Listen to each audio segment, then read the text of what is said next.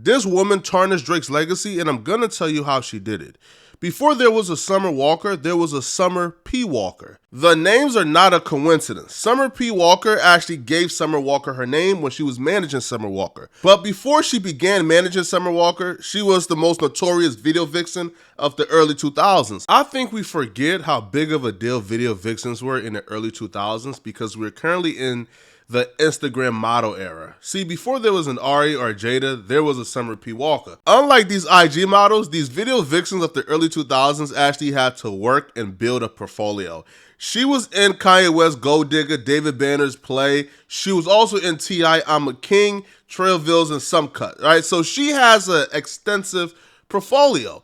Now, she was known throughout the industry for her assets more than anything else, if you get what I mean. This was pre-BBL era, so she was essentially known as the chick with the double Ds on her chest. Now, even though it's different eras, the storyline is still the same with these chicks, right? They get on, and then they have to date a famous rapper arc. But her arc was a little bit different, because instead of dating a famous rapper, she began to date a famous producer and mixtape DJ Drama. She met DJ Drama in 2007. It's quite unclear exactly how they met, but we can only assume they are rolling in the same industry circles. It's not going to be hard for him to see her and like what he likes and approach her. After they began dating in 2007, apparently DJ Drama liked her enough and they got along well enough to where he wanted to lock that down, man. He wanted to cuff it. So DJ Drama proposed to her and they got married in 2008. Now, their marriage started off pretty rocky because only 3 years into their marriage, DJ Drama was involved in an insane cheating scandal.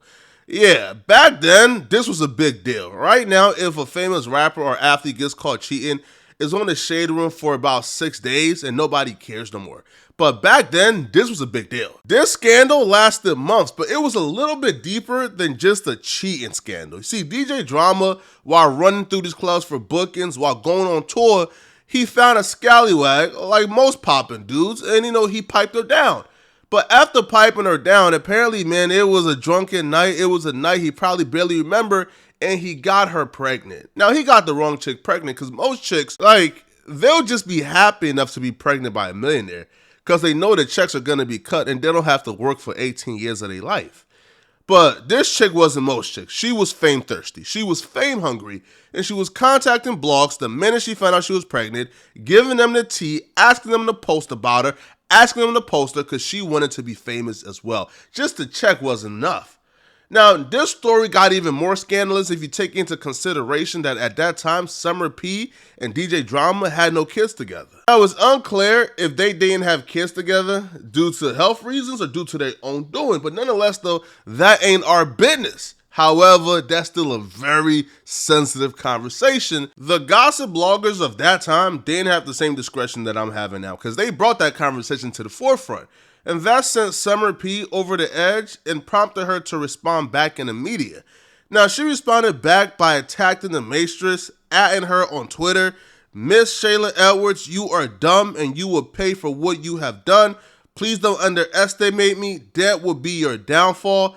And she also went on to say, when women have babies just to see what they can get from the man, it always ends badly, but hoes will be hoes. Devising a plan around selfishness will only get you caught up. It's called the short end of the stick. Now, apparently Summer P ain't go out sad like most of these IG models to where the dude cheats, they never leave him and they just hold it down. Because she actually moved out of the home that she was living in with DJ Drama, which is shocking. And this is probably the only time I'm going to use this phrase, but yas, queen, yas. Because she actually had a backbone and a spine and left. However, that backbone and that spine didn't last too long, right? Because she was back with DJ Drama. However, their relationship didn't survive the turmoils because even after they got back together, it was still plagued with issues, insecurities, and trust issues. And eventually, they decided to break up in 2014. Bruh, I just said break up like these two weren't married. So they decided to get a divorce. Not a breakup, a divorce. Now, Summer P was the one to file for divorce first, and she was the one to initiate it. Now, the divorce itself was just as rocky as the relationship because they was bickering and arguing over money. While the divorce was being finalized, Summer P requested a court grant her $23,000 a month in alimony, citing that her and DJ Drama used to share joint accounts, and DJ Drama has froze her out of those accounts since the divorce. Drama countered by saying that their lifestyle was never $23,000 a month and he's been giving her $2,500 a month. But Summer P countered by saying that $2,500 a month is not enough during the divorce proceedings because her and DJ Drama has so much credit and debt owed that she has to pay $21K a month in debt, which really didn't make any sense. However, their divorce was finalized later that year. After the divorce, DJ Drama had a little bit more time on his hands because now he didn't have to waste time strategizing on how to cheat because he was single and he didn't have a whole wife he had to cater to and pander to. He was now a single man. So he started a record label with a very popular Philadelphia DJ called Don Cannon. As of today, their record label Generation Now has been super successful, and they do got a couple of superstars on their roster, Lil Uzi Vert and Jack Harlow. Now in 2014, they were still in the stage of scouting talent, and they were scouting talent all around America. While scouting for talent and doing their just due, they ran across a really talented group. Unknown group, but really talented nonetheless. Now the group was called Wedding Crashers. It consisted of two members, Quentin Miller and the Coolest Mac. Now, the Wedding Crashers began a working relationship with Generation Now in a capacity of artist. Signing an artist, yet alone signing a group, is always a process.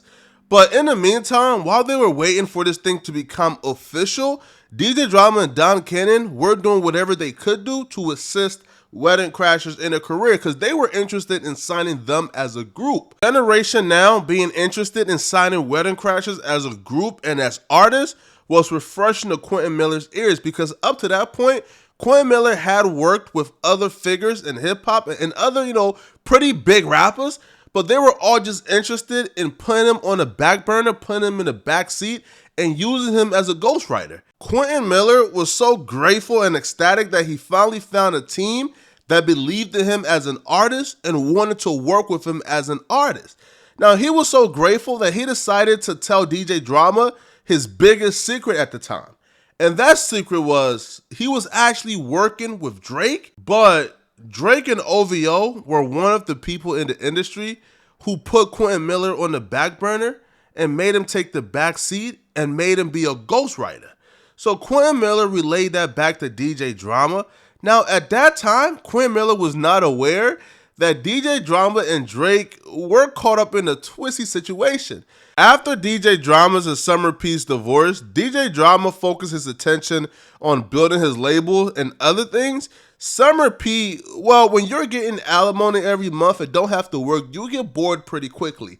And being an ex-video vixen where you are used to men sort of worshiping your feet and you're used to getting a lot of attention, she wanted to get her groove back, and she, I guess, see no other way to get her groove back but by messing with rappers. It was only a couple months after their divorce that a vicious rumor began to consume the industry and consume the culture, and that vicious rumor was that Drake was clapping Summer P's cheeks. Drake and Summer P. Walker both seemingly confirmed the rumors that they were hunching. Drake confirmed it on the track with Future called I'm the Plug, where he rapped, and there really ain't no thing. I got Summer P in this thing. I just dropped a jig in my Red Bull and it really gave me wings. Summer P. Walker would retweet those lyrics on Twitter, seemingly confirming that her and Drake were involved, which would pretty much be a spat in DJ Drama's face. Now, here's the thing. Drake and DJ Drama had a really cordial and friendly working relationship, and some might describe their relationship as a friendship. So the fact that Drake and Summer P were possibly sleeping behind DJ Drama's back was haunting him. Now, DJ Drama never told Quentin Miller this. So when Quentin Miller was relaying information to DJ Drama, he was just taking it in and pocketing them. Now, Quentin Miller had no idea that DJ Drama may or may not use this information that he was giving him for evil. But nonetheless, though, Quentin Miller continued his working relationship with Drake and OVO and with DJ Drama. But, he was still broke. He was still a starving artist, so he was sending songs to everybody, hoping that somebody would pick up the song and write him a check for it. Now, one of those songs that Quentin Miller sent to both Drake and DJ Drama was the infamous Meek Mill track, Rico, featuring Drake. Now, unbeknownst to Quentin Miller, Rico was actually a Meek Mill song. Quentin Miller thought that Rico was a song that him and Drake was collaborating on. So he sent to the DJ Drama to sort of tell Drama, yo, listen, me and Drake is locked in. I'm locked in with the biggest artists on the planet. I'm really out here working. DJ Drama took the information and sat on it. Until one night at his studio, a young, drugged out, perked out Meek Mills came through and was pretty unhappy and pissed off. So Drama asked Meek Mill, yo, why are you pissed off? What's going on? And Meek Mill expressed, yo, I got the song with Drake coming out. I listened to his verse, and I think he's dissing me. So Meek Mill queued up the track he had with Drake and played it for DJ Drama and pointed out the line that he thought Drake was dissing him on. And that line was, the girl of your dreams to me is probably not a challenge. Meek Mill thought that because Drake and Nicki Minaj had something going on, and Nicki Minaj and Meek was currently dating at the time, that he believed that Drake was taking a shot at Meek Mills in terms of Nicki Minaj being Meek Mill's dream girl, and Nicki Minaj wasn't a challenge for him. Now, DJ Drama heard the track, and he instantly remembered that, yo, this is the same verse that Quentin Miller sent to me earlier in the year. After months of sitting on information and dirt about Drake, DJ Drama saw this is my opportunity now to expose this dude. So DJ Drama told Meek, no, that's not a diss towards you, Meek, because Drake ain't write that. This dude called Quentin Miller, who I just signed, he wrote that for Drake. Drake got ghostwriters. And then DJ Drama began to play for Meek a bunch of Drake's reference tracks. Breaking the vow of secrecy he had with his own artist Quentin Miller and Drake, this dude is foul. He violated the secrecy, bruh. Exposed that boy Drake because he was tender dicking because Drake boned his shorty, man. Meek couldn't believe his ears, bruh. Meek had to do the come again? Because at that time, Meek was playing it cool with Drake. Drake didn't know that Meek had secret hostility towards him. But at that time, you see, we know now that Meek has secret hostility towards Drake. Check this. His hostility towards Drake came not because Drake did him wrong, but because whenever him and Nicki Minaj would have a fight, Nicki Minaj would bring up how great Drake is. See, a story was told was Nicki Minaj and Meek Mills was shopping in LA. They, I believe, went to like the Chanel store. And when they went to the Chanel store, they rang up like a big tab. Now, Meek at the time, I believe, left his card at home and didn't have enough in cash, right? So Meek said, yo, listen, I got this much in cash. Pay for the rest with your card, and then when we get to the crib, I'm going to give you back the money you paid. And Nicki Minaj got pissed off, and she said right in the story in front of the cashier, in front of Meek, bruh, Drake wouldn't do nothing like this. So Meek already had an anger towards Drake because his shorty was obsessed with Drake. Oh, birds of feathers flock together because you got two tender penises ninjas mad at Drake over something that Drake couldn't control, man. You feel me? One dude, DJ Drama, his hoe was chosen up on Drake, and Drake clapped her cheeks real fast. And one dude, his hoe, right, couldn't help talk about the nigga. And they both was dedicated their lives at that time to ruining Drake. So once Meek got armed with this information, one night, Meek and Nicki Minaj had an argument. Apparently the argument involved Drake. And apparently Meek Mills, who was on the perks, heard his shorty gassing up Drake. So he said, what you gassing up that nigga for? I just sold 200,000 copies first week. Yeah, he's selling more than me, but I'm number 2 this year for records sold. And I did it without a ghostwriter. Oh yeah, you would know he got a ghostwriter. Oh yeah, I can show you got a ghostwriter. You gassing him up like he me. He not me. I sold 200,000 copies first week on my own without a ghostwriter. And to prove to Nicki Minaj that he was the man, that he was Mr. Uno, the #1 rapper on the planet, he decided to go to Twitter to expose Drake with this infamous tweet. Stop comparing Drake to me. He don't write his own raps. That's why he ain't tweet out my album. Because we found out. July 21st, 2015, 11:46 p.m. LA time, at about 1 a.m. Eastern time. So Meek Mill was up at 1 a.m. thinking about Drake, but as a matter of fact, no, it's because him and Nicki Minaj had a fight about Drake. And that's why he followed up with, yo, I just had to show somebody I don't give a ish, talking about Nicki Minaj. Now, y'all know the aftermath of what happened next, man. All right. Drake dropped Charged Up and warned that boy to keep his name out of his mouth. That boy ain't listen. Drake dropped back to back and ended that boy career, bruh. That boy sold 200,000 copies before back to back, and that boy ain't sell 150 cents. Drake destroyed that boy career. Meek Mill dropped another diss track and tried to save face to come back at him, bruh, but the diss track wasn't hitting. Now, Drake won the battle, and he came out as the victor. However, it left a permanent damage on Drake's reputation. You see, what Summer P. Walker did to Drake, I don't think we talk about it enough. See, before the reference track scandal and the debacle, there really wasn't any argument for why Drake wasn't the greatest of all time. You see, Drake was like LeBron after his second championship in Miami.